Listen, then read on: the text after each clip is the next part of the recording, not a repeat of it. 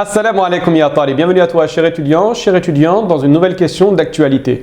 Aujourd'hui, on va s'intéresser à cette problématique. Est-ce qu'il est possible actuellement en été, dans les pays principalement en Europe où l'heure du Maghreb est relativement tard ainsi que la prière de l'Isha, avec une prière du matin très tôt, on compte approximativement 3h30 du matin à 4h du matin, pour la prière de l'Isha qui va de 23h30 à minuit, est-ce qu'il est possible de réunir ces prières, c'est-à-dire prier la prière du Maghreb et ensuite directement aller prier la prière de l'Isha pour ensuite s'endormir et prier le matin la prière du Fajr. Donc on va s'intéresser à cette question-là et on va la traiter de manière scientifique, Inch'Allah ta'ala. Très bien.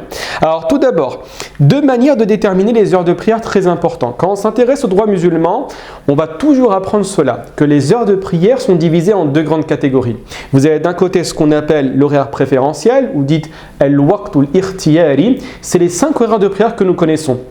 La prière du matin indépendamment, ensuite la prière du dhuhr indépendamment, l'asr, le maghrib et l'isha, comme vous avez l'habitude de faire tous les jours et ce depuis que la personne débute la prière. C'est lorsque la personne vit convenablement, elle n'est pas dans une situation problématique.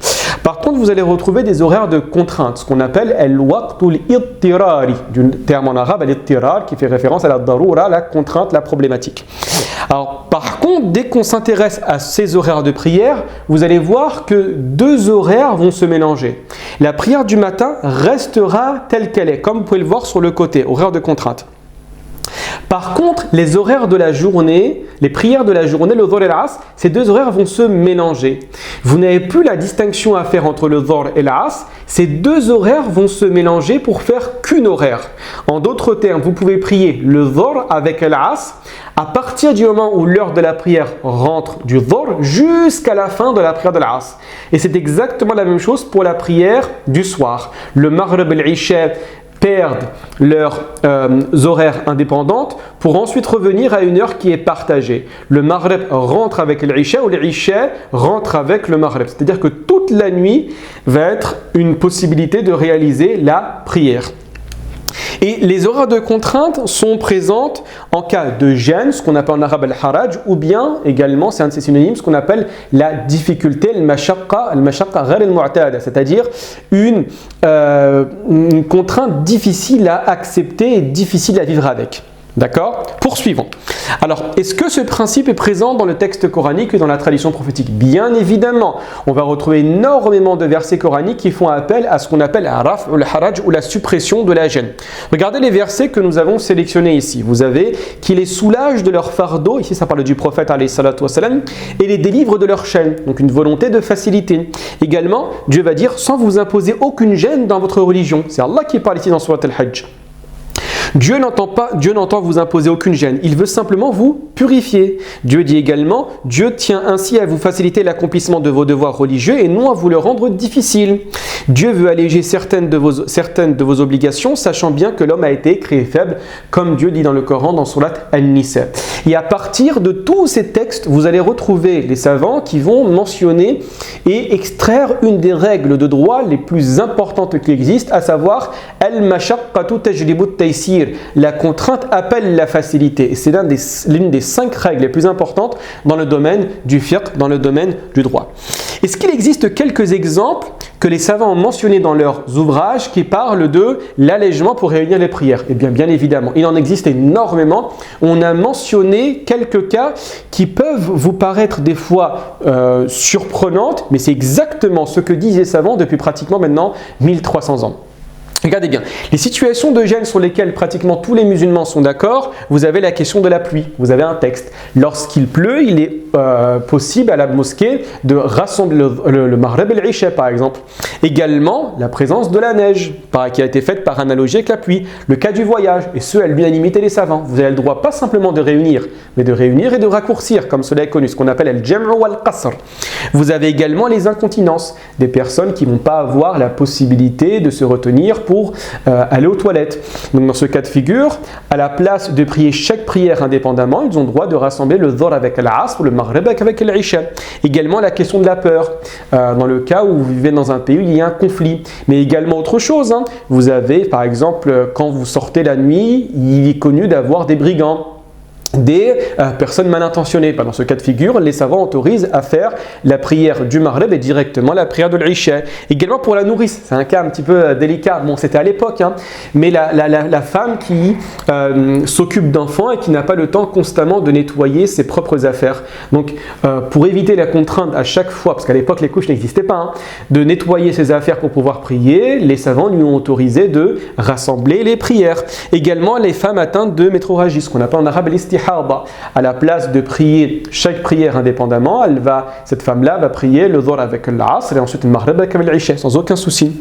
Et vous allez retrouver l'école de l'imam Ahmad ibn Hanbal qui va être la plus tolérante sur la question de la réunion des prières, au point où ces derniers vont dire, regardez bien, que même pour le cuisinier ou pour le boulanger qui craint de perdre ce qu'il est en train de produire en termes d'aliments, il a le droit de rassembler ses prières. C'est fort quand même, hein? Très bien. Et également, de manière beaucoup plus générale, et là vous allez trouver un nombre incommensurable de savants qui autorisent dès lors que le besoin se manifeste, qu'on appelle en arabe al-hajja, c'est-à-dire la présence d'une contrainte assez délicate à gérer avec la possibilité de rassembler ses prières. D'accord ? Et là, les savants simplement mettent en avant une norme juridique, c'est le fait de ne pas prendre ceci pour une habitude. Par contre, tant que la gêne est présente, on a le droit de réaliser cette dernière. D'accord ? Très bien, poursuivons. Quel est l'argument principal pour autoriser la réunion des deux prières? C'est principalement le hadith d'Ibn Abbas, hein, dans le Sahih Muslim, où un jour le prophète a réuni sans motif de pluie, sans motif de peur, la prière du Dhuhr avec la prière de l'Asr et la prière du Maghrib avec la prière de l'Isha, sans expliquer aux compagnons les raisons pour lesquelles le prophète a réalisé ces prières de cette manière-là. Et lorsqu'on interrogea Ibn Abbas, ce dernier a dit, il ne voulait pas mettre sa communauté dans la gêne. Arada la yuhrija ummatahu. D'accord ? Maintenant, quelles sont les différentes instances qui autorisent cette pratique? Tout simplement, vous allez retrouver bien évidemment le Conseil européen de la fatwa et de la recherche. Alors, c'est une instance qui compte en tout, hein, depuis sa création, approximativement une cinquantaine de savants. Certains ont quitté, d'autres sont décédés, qu'Allah leur pardonne. Et actuellement, vous avez approximativement une trentaine de savants qui œuvrent annuellement sur les questions qui sont en lien avec les problématiques européennes et de la pratique du culte. Donc, ils autorisent ceci. Vous avez le lien ici pour il est à la fatwa en arabe. Alors vous allez trouver d'autres savants contemporains, j'ai mis différentes écoles, hein, des écoles beaucoup plus littéralistes, d'autres réformistes, pour comprendre que c'est un avis qui est partagé et ce de manière transpartisane. Vous allez retrouver comme ici le Cheikh Al-Uthaymin et également Cheikh Farkous qui sont des savants d'une vision littéraliste qui autorisent cette pratique. Également Cheikh Al-Qardawi qui est mort récemment, qui est beaucoup plus de l'école réformiste qui va autoriser ceci. Vous allez également trouver le savant extrêmement connu Al-Mramsi qui va autoriser cela. Et vous avez également la possibilité de vérifier tout cela. Bon, il faut maîtriser l'arabe, je suis désolé, en cliquant directement sur les noms des savants qui va vous renvoyer soit vers une vidéo où le savant explique sa position ou bien vers une fatwa écrite d'un site, du site généralement, du site du propre savant. Voilà, nous sommes arrivés à la fin de l'explication de cette vidéo. Donc en conclusion, toute personne qui est dans une contrainte et qui vit approximativement, nous c'est la France, à partir... Généralement, dans le nord de la France, on va retrouver également les pays scandinaves où c'est très difficile pour eux. Certains pays également d'Europe, hein, beaucoup même comme la Hollande. On va retrouver également l'Angleterre, bien évidemment, l'Allemagne, la Belgique, etc.